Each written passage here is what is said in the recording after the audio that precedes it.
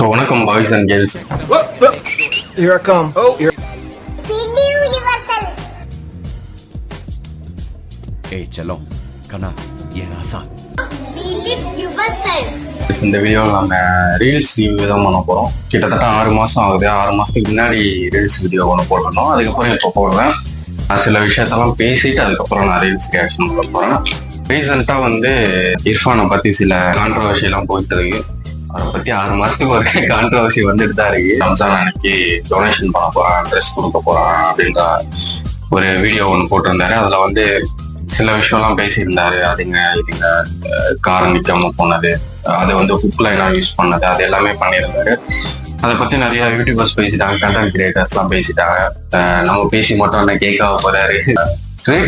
Humans are humans, அவ்வளோ நம்ம கொடுக்குறோன்றதுக்காக நம்ம சுப்பீரியரும் கிடையாது, அவங்க வாங்குறவங்களுக்காக அவங்க லோவர் எதுவும் கிடையாது. So treat every one equally, அதுதான் என்னுடைய தனிப்பட்ட கருத்து. இவ்வளோ யூடியூபர்ஸ் பேசிட்டாங்க, இவ்வளோ பேக் ஃபயர் ஆகுதுன்னும் போது அந்த பாட்டை ட்ரிம் பண்றது தான் ஒரு கரெக்டான ஒரு விஷயம்.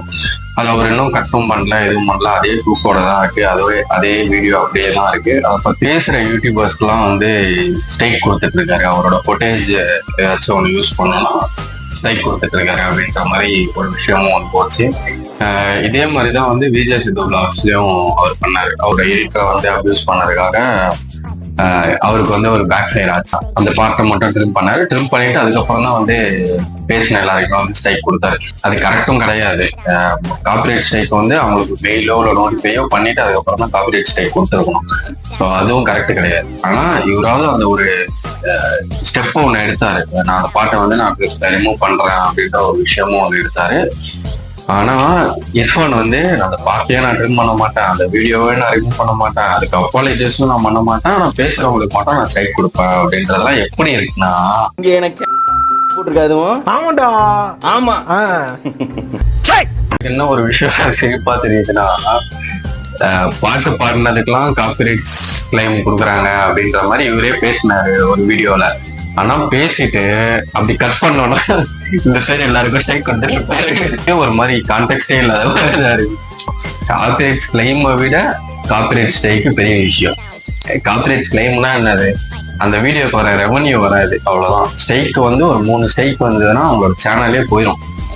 அதனால ஸ்ட்ரைக்கு வந்து ஒரு பெரிய விஷயம். இங்க ஆடியன்ஸுக்கு தெரியுமான்னு தெரியல, இங்க கண்டென்ட் கிரியேட்டர்ஸ்க்கோ இல்ல யூடியூபர்ஸ்க்கோ வந்து அந்த காப்பிரைட் ஸ்ட்ரைக்ன்றது வந்து ஒரு பெரிய விஷயம். இதை பத்தி தான் பேசணும்னு நினைச்சேன். ஸோ இந்த விஷயத்த பத்தி பேசிட்டு அதுக்கப்புறம் நான் வந்து ரீல்ஸ் ரியாக்ஷனுக்குள்ள போலாம் அப்படின்ற மாதிரி பார்த்தேன். வேலையில இருக்கிறேன் பாய், நானு காண்ட் ஏத்துறானுங்க பாய். மேனேஜர்லாம் வந்து கம்பி விடுறான், டென்ஷன் ஆகுது. என்னடா மாலை காண்டாகுது. ஆனா வந்து போன்ல வந்து டோலி இருந்து மெசேஜ் வந்து அது அது ஒரு ஒரு ஒரு எங்கேயோ ஒரு ஹோப் இருக்கு டோலி அப்படின்ட்டு. அப்படியே வேலை வந்து ஐனே வருது. 3 மணி 4 மணி 5 மணி ஆனா வீட்டுக்கு போறோம், டோலியை பார்க்க வரோம்.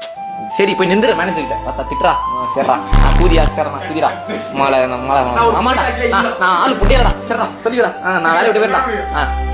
அந்த வீட்டுக்கும் அந்த ஆஃபீஸ் வந்து வீட்டுக்கு ஒரு டிராவல் இருக்குல்ல, வீட்டுக்கு போனா டோலி இருக்கும், ஒரு டோலி நமக்கு இருக்கும் அப்படின்ட்டு அந்த எக்ஸைட்மெண்ட்ல போறப்பே அதுக்கு ஏதாவது போறப்ப அந்த கடையில ஏதாவது ஓகே டோலி இது பிடிக்கும், அது வீட்டாண்டே ஏதாவது கடை இருக்கும், ஏதாவது திடீர்னு ஞாபகம் வரும், ஏதாவது பார்ப்போம், அன்னைக்கு ஏதாவது ஒரு தள்ளுவண்டி கடல அது ஒண்ணு வாங்கி வீட்டுக்கு போயிட்டு கதவு தந்தோன்னே டோலி அப்படியே வந்து அந்த அந்த வேர்வையில ஒரு அக்க போடுது.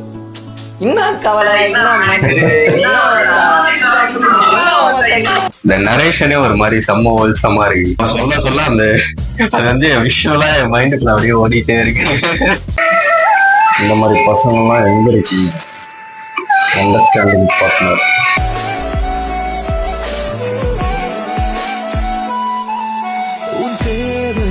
நான் தீர்க்கவே வெந்நீரில் நீனாய் நீந்துவேன், உன் காதலை கடன் வாங்கியே என்னை நானே தாங்குவேன், உன் பாதியும் என் நீதியும் ஒன்றேதானே. ஒன்றும் பெரிய விஷயம்லாம் கிடையாது. உங்களோட வாட்ஸ்அப்லயோ இல்லை இன்ஸ்டாகிராம்லயோ வந்து பிளாக் லிஸ்ட் எடுத்து பார்த்தீங்கன்னா அந்த மாதிரி ஒரு பையன் கிடைச்சிருவான். அவ்வளோதான், சிம்பிள்.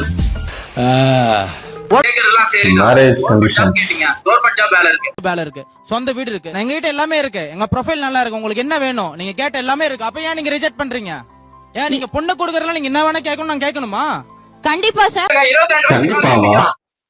வேலைக்கு எப்ப போறான்? இன்னும் 4 வருஷம் போறானா? 4 வருஷம் எவ்வளவு சம்பாதிக்க முடியும்? இருக்கிற கடனோட வாங்கி தான் வீட்டை கட்ட முடியும். ஒரு பைக் வாங்கணும்னா 60,000 செலவு பண்ணி ஆகணும். ஒரு கார் வாங்கணும்னா 6 லட்சம் ரூபாய் செலவு பண்ணி ஆகணும். எல்லாத்துக்கும் இஎம்ஐ போட்டாகணும். ஒரு சேலரி எடுக்க மாசம் 30,000 50,000 வாங்குறவனாலும் 25,000 கொடுத்துதான் ஆகணும். அவன் வந்து திருடிட்டு வர போறல எவனுமே. காலேஜ் முடிச்சு 5 வருஷம் அவனோட ப்ரொஃபைல செக் பண்ணுங்க முதல்ல. நான் 2012 காலேஜ் முடிச்சேன். 4 வருஷம் பிசினஸ் பண்ணேன். இப்போ 1 வருஷம் பேங்க் மேனேஜரா இருக்கேன். 4 வருஷத்துல இன்னைக்கு வரைக்கும் என் கையில 10 lakhs இருக்கு எனக்கு. இதோட உங்களுக்கு என்ன ப்ரொஃபைல் மேடம்? அப்புறமா கல்யாணம் பண்ணிக்கோங்க. நீங்க ஏன் இஎம்ஐ இருக்கும்போது கல்யாணம் பண்ணிக்கிறீங்க? சரி ஓகே, அப்ப 40 வயசுல உங்க பொண்ணை கொடுப்பீங்களா? 40 வயசு 50 வயசுல அவங்க பொண்ணை கொடுப்பீங்கன்னா சொல்லுங்க. நாங்க எல்லா இஎம்ஐயும் முடிச்சுட்டு அதுக்கப்புறம் கல்யாணம் பண்ணிக்கிறோம். பொண்ணு கொடுங்க. இஎம்ஐ இருக்கும்போது பொண்ணு கொடுக்க மாட்டாங்க. தளபதி விஜய் முதலமைச்சர் ஆவாரா ஆக மாட்டாரா? ஏன் தளபதி தான் ஓட்டு போடுறீங்க. முதலமைச்சர்.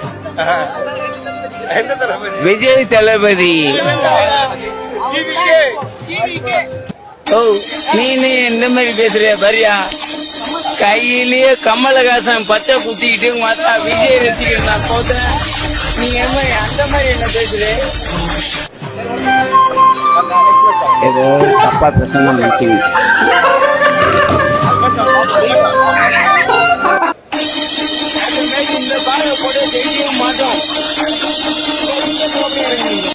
தப்புன்னு ஒரு டிரான்ஸ்லேஷன் பதறிட்டனால சொல்றேன். என் பேர் சதா சார். ஓபனா சொல்றேன். இல்லங்க இது எதுக்கு இப்ப பேச்சு? இப்ப இது எதுக்கு பேச்சு? ஜாதி வச்சு இல்ல சொல்ல மாட்டேன் போறதுன்னு சொல்லிட்டீங்களே. அது இல்ல, நீங்க பார்த்த வரைக்கும் ஒண்ணும் இல்லங்கிறதுனால பிரச்சனையே இல்லன்னு இப்படி சொல்றீங்க அவர் கேக்குறாரு. இப்ப இருக்கிற காலகட்டத்துல அந்த மாதிரி எல்லாம் கிடையாது சார். நீங்க சினிமால அரசியல் இப்போ ரீதியா இங்க பாருங்களேன், இந்த காலத்துல நீங்க உங்க ஜாதி பேரை சொல்லிட்டு காஸ்ட் இல்லன்னு சொல்றீங்க. சினிமால தான் அரசியல்ல சமூகத்தையும் கருத்துக்களை திணிக்க வேண்டாம்னு சொல்றேன். நீ மக்களை திரட்டி போராட்டம் பண்ணு, ஆர்ப்பாட்டம் பண்ணு, ரோட்ல உட்காரு.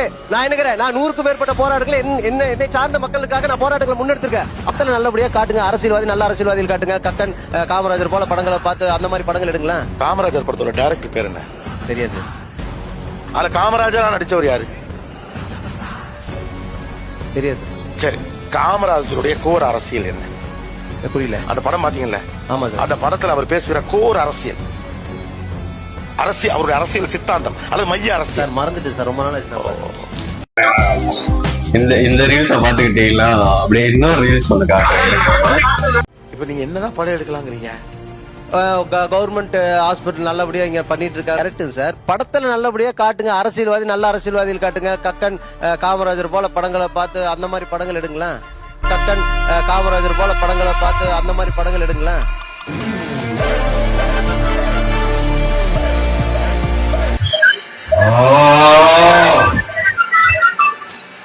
ஓ சாமி,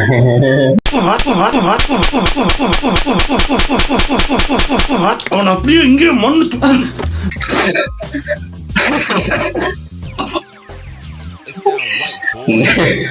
நீயா செருப்புல அடிச்ச மாதிரி கேள்வி கேட்டுருக்கா.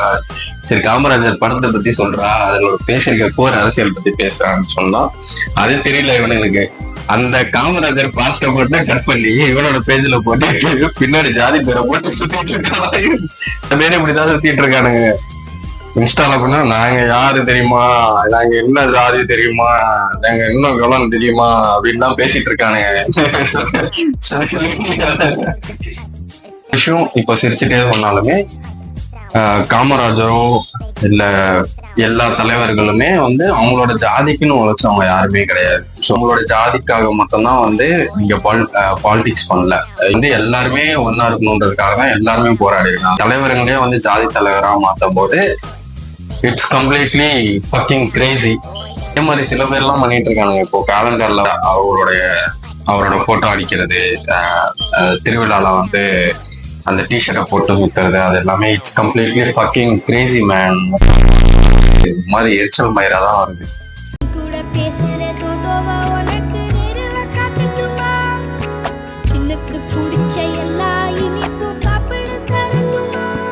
அந்த அறிவிப்பால் அன்ப தருவாள், சின்ன அறிவிப்பும் இன்று சுடுவாள்.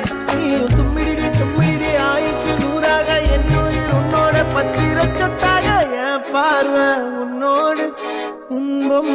இந்த மாதிரி ரீல்ஸ்லாம் வந்து நிறையா வந்துட்டு இருக்கோம். ஸோ ஆனால் இங்கே புரிஞ்சுக்க வேண்டிய விஷயம் ஒன்று இருக்கு. என்னன்னா, அது ஒரு மென்னால வந்து ஒரு டாக்டரை வந்து அடாப்ட் பண்ண முடியாது. அதுக்கு வந்து இங்கே லீகல் கிடையாது. ஸோ அது ஒரு நல்ல விஷயமாவும் பார்க்கலாம், ஒரு கெட்ட விஷயமாவும் பார்க்கலாம்னு நினைக்கிறேன். ஸோ அதே மாதிரி இந்த படத்தை பற்றி சொல்லணும்னா, ரொம்ப வருஷம் கழிச்சு நான் அழுது பார்த்த படம் வந்து இந்த படம் தான், கிஃப்டட்னு சொல்லிட்டு. ஸோ இட்ஸ் கம்ப்ளீட்லி செம்ம படம். எனக்கு ரொம்ப பிடிச்சிருந்தது. ரொம்ப வருஷம் கழிச்சு எனக்கு ஒரு செம்ம இது கொடுத்த ஒரு படமா வந்து கிஃப்டட் இருந்தது. So yes, it's good. உங்களை அடுத்த வீடியோல பார்க்குறேன் கூடிய சீக்கிரம். until then, peace.